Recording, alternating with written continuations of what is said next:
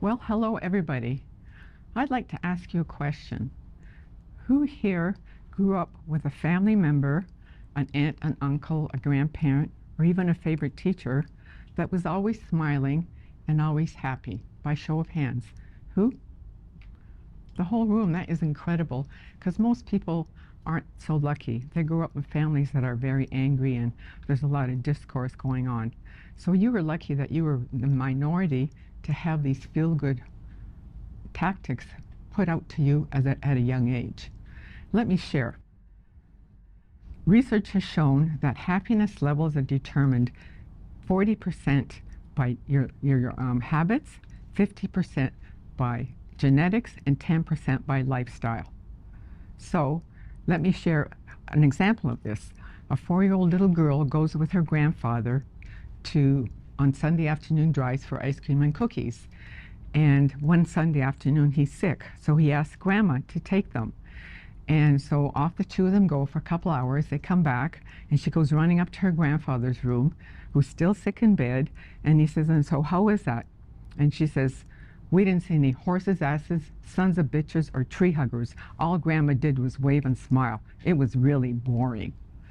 So as funny as that may be, it's not really, because at 4 years of age, this little girl is already being taught how to blame, complain, and shame. She's finding fault in little simple things, whereas she should be taught to be happy and to be grateful and to be thankful. So our journeys are like this. Let me ask you another question. When you got up this morning, what was the first thing in your mind? "Oh, I didn't sleep well last night. Oh, the pillow's too hard. Oh, the neighbors were noisy. Oh, I have to drive. Oh, the traffic was bad." We're always complaining about something. We complain about our world leaders. We complain about the cost of gas, the cost of food, our spouses, our colleagues, our employers. So find something good instead of finding all this negativity, because it doesn't do you any good, and it lowers your body's frequency, and it impacts you emotionally, mentally, and even physically. More than 20 years ago, I was diagnosed with cancer, and I was determined I was going to conquer.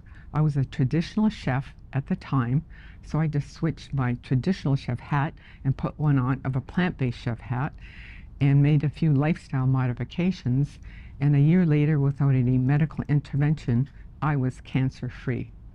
So I consider my cancer really a gift, because behind anything negative, any challenge, there is a gift to be gleaned.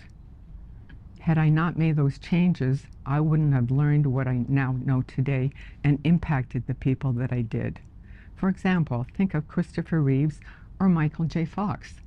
They had a really life-changing experience, but they changed it around and found something positive and have maybe shown some happiness in people's lives in spite of the illness. It unites families.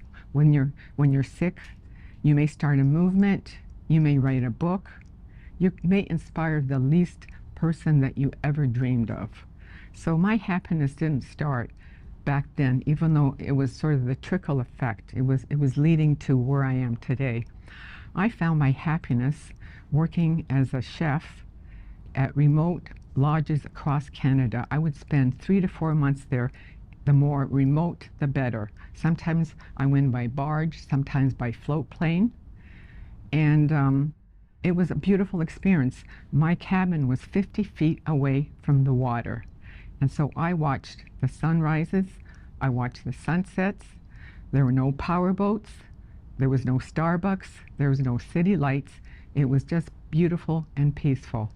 So I loved it. I found my happiness. So on top of that, another bonus, I would go and talk to these fishermen after their dinner. Well, what am I going to talk to them about? Fishing? No. So I started telling jokes. And this one particular lodge, I was there for 4 summers, and these fishermen had been 95% of their guests were repeats, and some of these fishermen had been coming for 50 years. They were now bringing their grandsons. And so the jokes had to be clean. And so they knew the next year when they saw me, oh, Alexi, do you have your jokes? So I started accumulating all these jokes. So as an example, a gentleman sitting in an airport, and across from him is a beautiful woman. And he strikes up a conversation with her. And then he says, can I buy you a drink? And she says, yes. So he gets the drink, and they continue. And then he says, do you mind me asking, are you on business or is this a pleasure trip? And she says, oh no. She says, I'm on business. I'm the president of the Nymphomaniac Society of the world. And I'm traveling the planet to see where the sexiest men are. And so what have you found? The sexiest men on the planet are the North American Indians. Really? And who would be number 2? It's the Jews. Oh my. And excuse me, sir, what is your name? My name is Hiawatha Goldstein. So a little joke goes a long way. So I approach strangers at the dog park, at the grocery store, at the ATM machine, service providers on the phone, on Zoom networking meetings, because behind every face there is a story, maybe of loss, of grief, of tragedy. So for 2 minutes, I have captive audience. They laugh out loud. It feeds my soul, and it lowers cortisol, the stress hormone, and it raises the endorphins, the feel-good hormones in your brain, and laughter has been scientifically shown to promote longevity. So what else can you do to promote happiness into people's lives? Because happiness is joy, gratitude, and kindness. So as a retired chef, I make these little goodies, gluten dairy-free coconut cashew truffles and raw macaroons, and I just hand them out to people that I meet on my walks or maybe at the store or whatever, because a little happiness goes a long way in your tummy. So just my other way to show a little bit of happiness. So what can you do to promote joy or kindness or gratitude into people's lives?